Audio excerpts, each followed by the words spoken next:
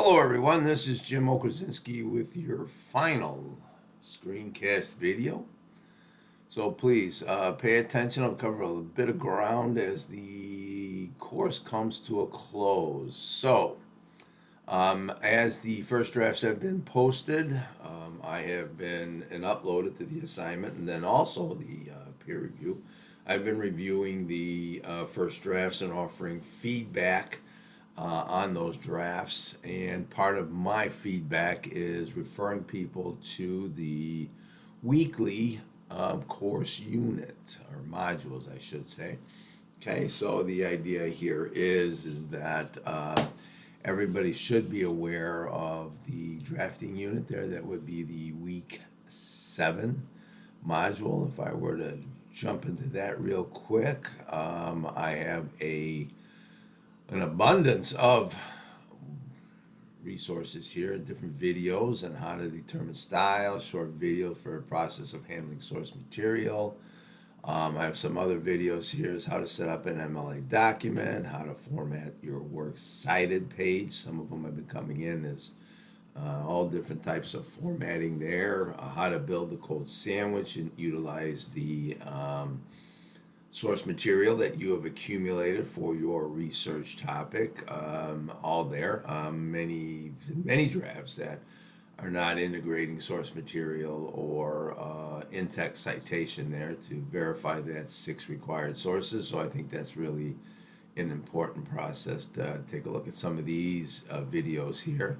I also have that sample research essay, which will give you some guidance. And in the assignment here, remember the final draft is due Friday the 6th. As indicated in the schedule, the course closes. All activities close as of Saturday the 7th. I imagine grades will be completed and be posted sometime next week. That's during our in-person finals week. So if we look at the successful first draft criteria, moving into the successful final draft, we'll pretty clear here, demonstrate revision based on peer reviews and instructor feedback. You know, your final draft has to move up to 2,500 words. Some people are dropping all sorts of different word counts, but these word counts may seem a little oppressive, but they are provided to us by the College Board in order to get that IAI certification for the course. So also I list all the MLA guidelines there. It's going to be an assignment upload and upload section for, and I should say in Blackboard here, uploads.